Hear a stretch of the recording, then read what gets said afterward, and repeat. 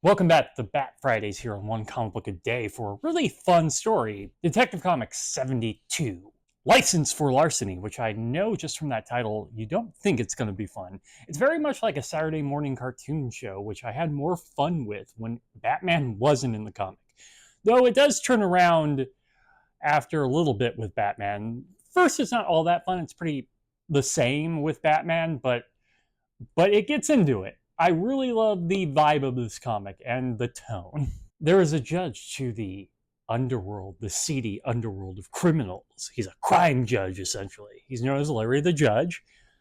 He has used a whole bunch of money he's gotten from posing as some form of an investor. He promises he can double your money. And what he's actually doing with this money is to spend it on his own sort of police force.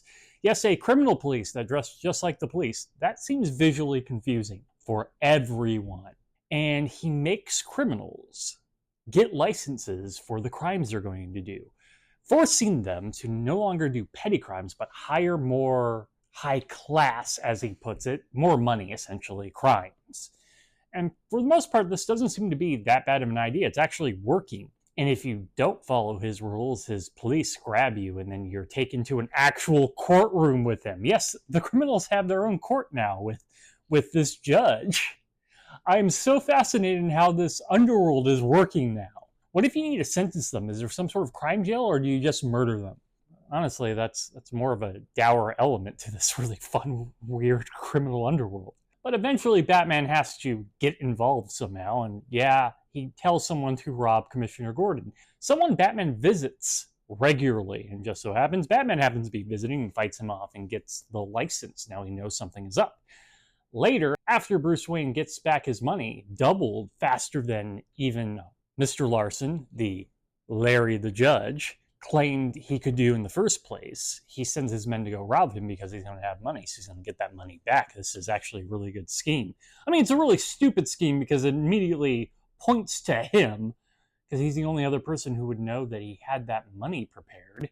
So finally, he makes a license and leads Batman to him. And you know what? It works because he has sneezing powder. You didn't see that coming.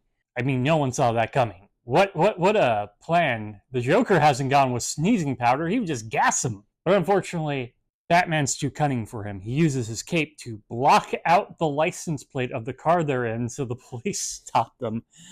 Oh my god, that's amazingly stupid. I love it.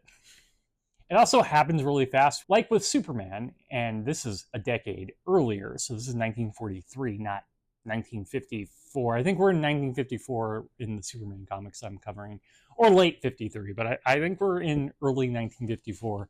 They still have a problem with the story just kind of ending. Like, I know it's not going to be a particularly great ending when I'm a page away from the ending and it doesn't feel like the story is wrapping up at all. So the police show up, Batman and Robin headbutt them, all done. Things are good now. And you get like a wrap up where Batman figures out that Larry and Larson are the same thing. So yeah, that's not great. We really need to work on satisfying endings in comic books in the Golden Age.